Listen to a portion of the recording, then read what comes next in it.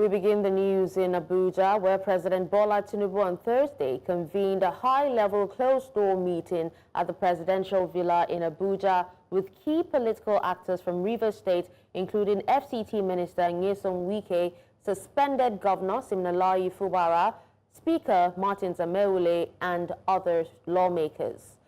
It is the first time Tinubu and Fubara have met face-to-face since the president declared a state of emergency in Rivers on the 18th of March 2025.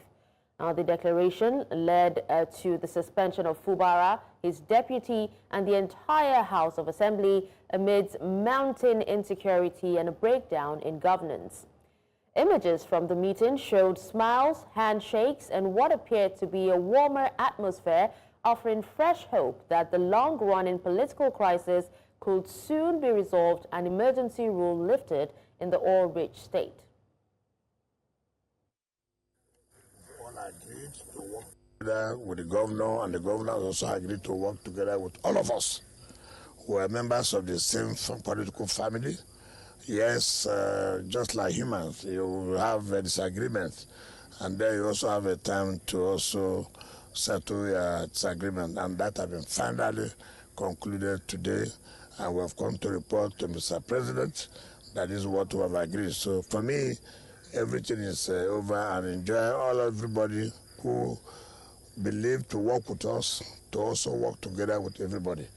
That there's no more acrimony, there's nothing to say we are disagreeing. We have all agreed on everything. So we thank God. For me, it's a day we have to thank Almighty God. For me, it's very important that this day has come to be. What we need for the progress of Rivers State is peace. And by the special grace of God this night, with the help of Mr. President and the agreement of the leaders of the states, our leader, peace has returned in Rivers State. We'll do everything within our power to make sure that we sustain it this time around. In the meantime, tensions are mounting in Ahoda East local government area of Rivers State following a series of violent incidents that have raised concerns about political interference and community safety. On 20th June, the council administrator, Goodluck Iheanacho, was physically assaulted by suspected hoodlums in his office, an attack that left him hospitalized. Just 4 days later, 2 security personnel were killed in what appears to be a midnight reprisal attack by suspected cultists. Now the king of Ahoda Kingdom, King Noble Uwo, is calling for calm and urging political actors to steer clear of any actions that could inflame the situation further. This was a intelligence gathering reviews that the attack was a deliberate reprisal by unknown cult group from Ahoda West local government area of Rivers State, targeted at the OSPAC vigilante structure. Let me state unequivocally, this was an act of cowardice and brutality, and it stands condemned in its entirety. No individual or group has the right to disrupt the peace of our land through violence. Since my coronation as the king of ancient Ahoda Kingdom, Ahoda has witnessed a season of relative peace, stability, and development. This singular unfortunate incident seeks to undermine that progress and cast a shadow over our collective efforts. As a king and as a retired chief superior of police, I will not stand by or allow the peace we have labored to achieve be truncated by criminal elements. I have immediately engaged with top security agencies. Law enforcement authorities have been fully briefed, and steps are already on ground to ensure justice is served. I call on political leaders and actors within and outside the kingdom to be mindful of their words and actions. This is not a time to stoke division or incite tempers. The peace and security of my kingdom must come before all other interests. As a retired chief of police, I am deeply pained by the loss of the police officer and the security agents. I advise that you should abstain from taking drugs. Because when you take drugs, the next thing you do, you involve yourself into crime. I've asked him, and he's doing his best. The man in charge in Abuja East he has gone to a community. The Edo State Governor, Monday Okpebholo, has again reiterated that the state is open to investors. Now, the governor made this known while appreciating Shalima Abisu, a human rights advocate who is embarking on a journey of women empowerment. Governor Okpebholo also urged the activists to spread the good news of Edo State and Nigeria and help change the negative narrative being spread by Western media. On her part, Shalima Abisu, who is also an African Union representative, thanked the governor for all his efforts so far, pledging to use her position to spread the good news of the state. Welcome you and your team to Edo State. To let you know that the state is a very significant state in Nigeria and Africa at large. Empowerment you did yesterday in Edo North. We also want you to know that what you are hearing about Nigeria is not what you are seeing. I want you to take the message back home. Let them know that they can come and dwell here, do business here, and invest here. Thank you for coming, and God bless you. I'm the founder of I'm Human Foundation. I'm a human rights advocate, a philanthropist, and a representative for the African Union. And I'm very grateful to be here today.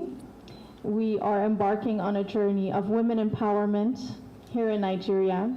We did a program today and yesterday for the women of Edo North. That was how I chose to celebrate my birthday, give back to the community and empower women. All that is out there, especially in the West, is not what it truly is. And with the position that I hold and my love for Africa, I feel responsible to show the world that Nigeria and Africa is more than what the media is portraying. We have to change the narrative, and it starts with us. So thank you for adding those remarks, because it is extremely important for the world to see the warm, welcoming, and loving people here in Nigeria and what the government and yourself are doing for the people of Nigeria. Thank you.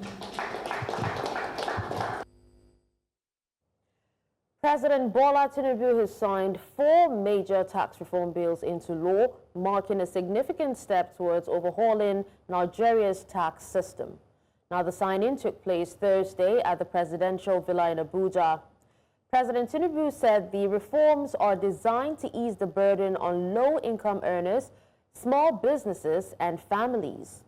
The new laws include the Nigerian tax bill focused on fair taxation, the Nigeria Tax Administration Bill, the Nigeria Revenue Service Establishment Bill, and the Joint Revenue Board Establishment Bill. Now, according to the presidency, the legislation will unify the country's fragmented tax system, eliminate wasteful duplication, reduce bureaucratic red tape, and help restore investor confidence. Officials say the reforms will also improve transparency and foster better coordination across all levels of government. The news returns after the break. Stay with us.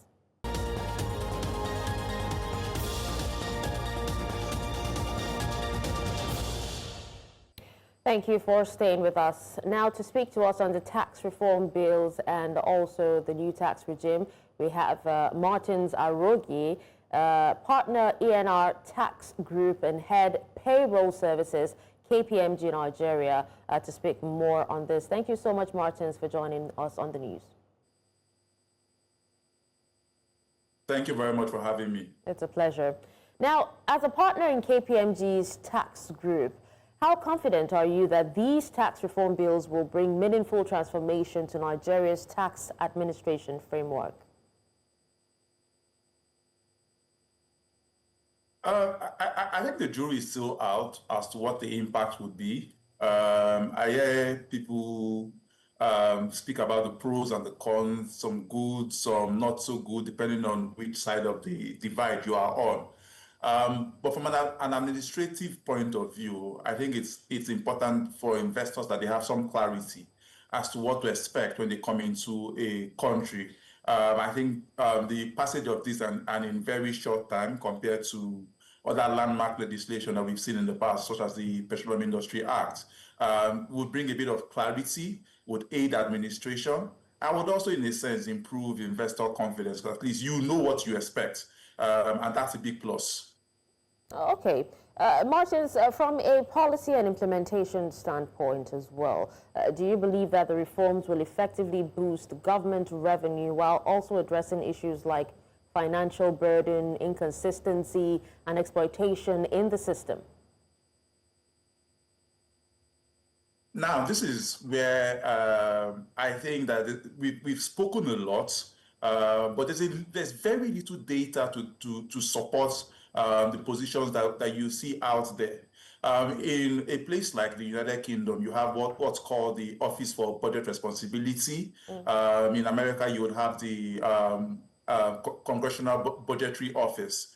And these are primarily independent bodies that tend to try to cost government policy and say, if you introduce this is the impact it will have, both from a perspective of being able to increase revenue and also cost. But we haven't done that. A lot of these things are up in the air.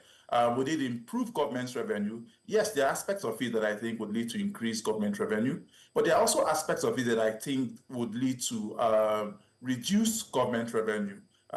We talked about VAT, for example. Now, there was a lot of back and forth around VAT and the sharing formula, but there were other things around VAT that this law is also changing that didn't even make the forefront of the conversation. The first one is we've never had a real VAT system in Nigeria. What we've always had is a modified sales tax system. Now, we've introduced what I would call a real VAT system, where you have the opportunity to offset your input from your output. So the question is, would that lead to increase or reduce VAT collection? Remember, in the initial proposals, the VAT rates were supposed to go up, which may have offset the fact that we now have the ability to offset our input. But the rates didn't go up at the end of the day. The National Assembly chose in their wisdom to retain the rates. So it's unclear whether we would have increased or reduced VAT collection, and that's a significant source of government revenue. The company's income tax rate was supposed to also go down, but that's remained unchanged. So again, the jury is out, but until all of these things are properly costed, one of the things you will begin to struggle with are conjectures. I'll give you another instance. We've changed significantly the tax incentive framework in Nigeria, both for the one we used to call the pioneer status, which was a tax holiday, and also what we still have as the free zone incentives. Now, I hear people say, oh, tax is not always the major driver for investors. But the truth is, that's not totally correct. If you have all factors of production that are constant across various jurisdictions, then tax becomes a deciding factor. There is a reason why large digital companies at some point decided to set up shop in Ireland. It's primarily tax. There's a reason why OECD for a number of years have been fixated on the base erosion profit shifting initiative, because tax is critical to investment decisions. It may not be the primary driver, it may not be the only driver, but those changes that we've made to our tax incentive framework, the jury is out as to whether it would impact our ability to attract FDIs and therefore, in the long run, government's revenue. So again, a lot of these things are conjecture because we haven't properly costed some of these changes. All right, so what about when it comes to, ensuring uniform interpretation across tax authorities and also taxpayers? What safeguards should be implemented then? Uniform interpretation is an El Dorado that you would never accomplish. If you had uniform interpretation, then there will be no need for a dispute resolution system. We probably would then have to shut down the courts. But I think that there are certain things that we've introduced here, the ombudsman, which we didn't have in the past. All of these things would aid improve dispute resolution system. So I don't think you would ever have uniform interpretation. I think what we should be aiming for is a fast and an efficient dispute resolution system, so that when taxpayers and tax authorities disagree on interpretation of the law, of the tax laws, they are able to get certainty on who is correct, or who has the greater probability of being correct, because it's civil matter anyway. So yes, and I think that the introduction of the ombudsman would probably aid that significantly. All right. Well, thank you so much, Martins, for your time and for speaking to us on this. Now let's go back to Edo State, where we told you that the governor, Monday Okpebholo, is set to host his counterparts from the All Progressives Congress at the inaugural regional meeting of the Progressive Governors Forum. Now, all 23 APC governors are expected to attend the two-day event scheduled for Friday 27 and Saturday 28th of June. News Central's lead correspondent, Bernard Akede, is currently at the Edo State Government House, and he joins us live now. Thank you for joining us, Bernard. Please go ahead and tell us if any activity has actually commenced yet. All right, thank you for having me, Dasha, and good afternoon to you. Well, we've been seeing some movement around here at the Government House. Some dignitaries, I would put it that we have made it into the Government House this morning. The APC party chairman, the state party chairman, Jarrett, Mr. Jarrett, has been here earlier with his entourage. Besides him, we've also had a few vehicles carrying certain persons. We're not clear who and who has come in just yet. I'm not sure if any of the governors have arrived just yet, but we're expecting 23 of 23 APC governors to arrive for this particular program. We also are seeing that there's some movement here within the Government House. There's more security than you would expect, like you probably would expect when you have those kind of dignitaries coming in and around the state. But eventually, when the program itself does start, we will get full swing of information. I'll be able to bring that to you. Hopefully, we'll be able to bring it live if we're allowed to, as a matter of fact. As you did mention, it's a two-day event which will hold today, 27th, and tomorrow, 28th. That's Friday and Saturday in the month of June. All right, so Bernard, what should we be expecting in the course of the event?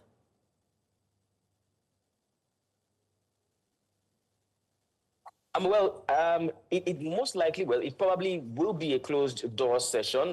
We're hoping that at some point there will be access given to press officials and, other media agencies to possibly maybe be granted interviews by the governors or their representatives who will be here today and tomorrow. Of course, we're in 2025, less than 2 years before election year. You do know that preparations have started for some. And for those that are running off-cycle elections, there's also conversations ongoing concerning what they should be doing. We know that in November, there should be election in some states in the country this year. So I want to believe that some of these things would form part of the conversations that they will be having, of course, alongside other things that concern the All Progressives Congress as the ruling party in the country. Again, out of 36 states, we have about 23 already taken over by the All Progressives Congress. So, we would expect that a lot of political conversations concerning the elections forthcoming in less than 2 years, and of course, for those who will be having an off-cycle this year, will form part of the conversation, amongst other things that will be discussed today. All right. Well, thank you so much for that update, Bernard. Away from that, the trial of former Kogi State Governor Yahaya Bello has resumed at the Federal High Court in Abuja. Recall that the court had earlier rejected a move by the Economic and Financial Crimes Commission to cross-examine its own witness in the ongoing trial. Justice Emeka Nwite ruled that the prosecution cannot re-examine its witness except within specific portions of an already tendered exhibit. Proceedings, however, continued with the examination in chief of the fourth prosecution witness, Michelle Abata, a compliance officer with Zenith Bank. Now, the defense is expected to cross-examine the fourth witness in today's session.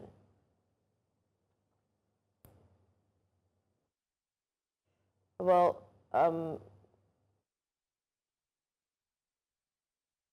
We have our correspondent, Joshua Imarayi, live at the Federal High Court. Hi, Joshua. Thank you for joining us. Please, if you can hear me, can you go ahead and give us more context on the court's earlier decision to reject the EFCC's move to cross-examine its own witness?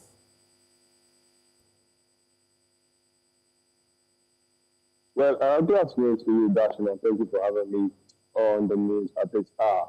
You recall that previously the prosecution, that is the EFCC, had moved to cross-examine their own witness, that is the person of Nicholas Ojom, or the internal auditor of the American International School in Abuja.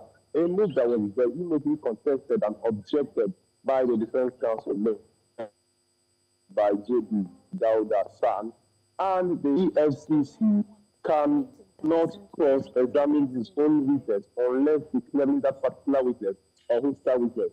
Well, the judge took a day to rule on that particular issue, and yesterday the judge ruled on it that, and the ruling favored the defense in this particular case, saying that the EFCC cannot cross-examine his own witness, only can re-examine that particular witness. The judge, however, gave them the go-ahead to continue with the examination only on specific facts and limitations as regards to the exhibit in question, that is Exhibit 19. That is the judgment of the Federal Capital Territory High Court regarding the trustees of the American International School. And all right, Joshua, we will definitely be reconnecting with you later for more on this particular story. But for now, let's link with Abuja. Let's go live to Abuja, where there's an official commissioning of the newly constructed Gabusa Nketi Road in Amak.